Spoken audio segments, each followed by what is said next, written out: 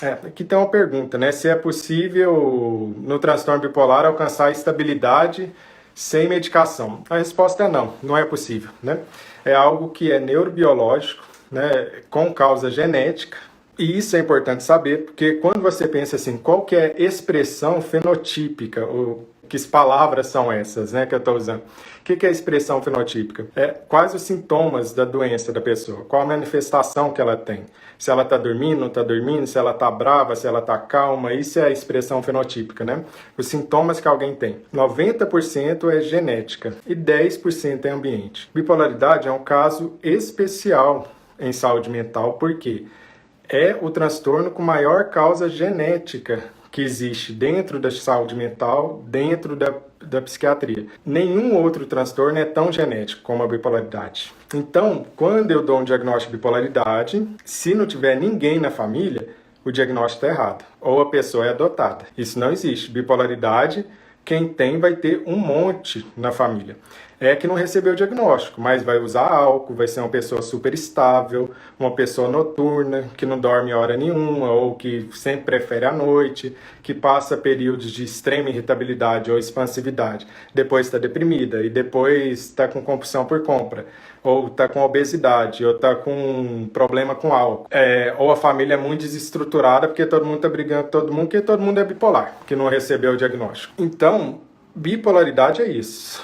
Então, se eu tenho a minha genética, eu vou expressar essa genética em algum momento. Mais cedo ou mais tarde, eu expresso a minha genética. E essa expressão genética é uma alteração de neurotransmissores. Você tem um excesso de dopamina e de glutamato. Isso pode acontecer também outras coisas, além dessa alteração de neurotransmissores. Você tem uma hiperreatividade de um eixo que a gente chama de hipófise, hipotálamo e suprarrenal. Eu tenho uma elevação de cortisol no meu sangue, mesmo quando está eutímico, quando você vai dosar o cortisol no sangue dos pacientes transtornos bipolares, em qualquer fase tem alteração. Você tem aumentos de algumas regiões específicas de áreas cerebrais, principalmente a amígdala, por exemplo. Então, vejam que é um conjunto de questões reais, orgânicas, com causa genética, que se expressam na emoção. Por se expressar na emoção, alteração de ritmo circadiano, o que acontece? As pessoas começam a achar que isso não é tão real assim, que não é igual quebrar um braço, né?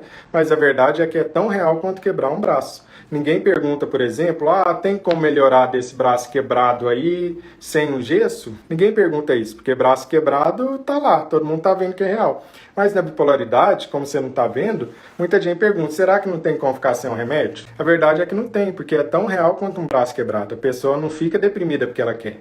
Ela fica deprimida porque o cérebro dela desativa, altera os neurotransmissores completos e ela não tem nenhuma energia.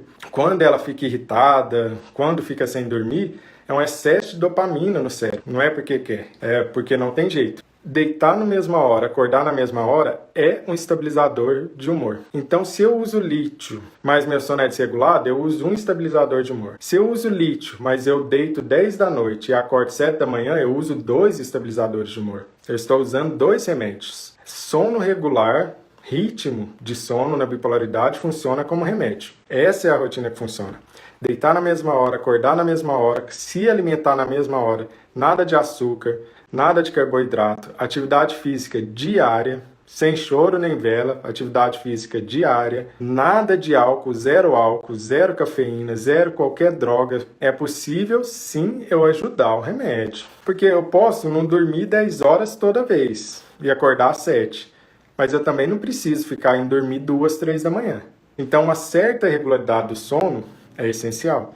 Eu não preciso ter a alimentação perfeita do mundo, mas eu também não preciso ficar comendo um pote de sorvete de madrugada, porque isso vai piorar a bipolaridade. Exercício todo dia às vezes é difícil, mas 3 vezes na semana dá. Por isso que eu sempre digo isso, não na ilusão de que vocês vão conseguir todas essas mudanças comportamentais, porque isso é muito difícil de fazer, muito difícil de fazer. Porém, você vai nessa direção.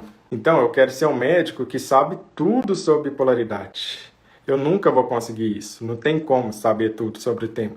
Mas eu vou nessa direção, eu vou estudar o máximo que eu posso, sabendo que eu vou fracassar, mas quanto mais eu tento essa meta, mais eu chego próximo dela, mesmo que eu nunca chegue nela de verdade. Do mesmo jeito, todas as questões do tratamento não farmacológico na bipolaridade. Você aspira a essa meta, você deseja essa meta e você caminha na direção dessa meta, mesmo sabendo que você nunca vai atingir essa meta. Mas ao caminhar nessa direção, você já faz muito por si mesmo, já faz muito por quem vive com você, porque a bipolaridade não é só sua, a bipolaridade afeta você e todas as pessoas ao seu redor.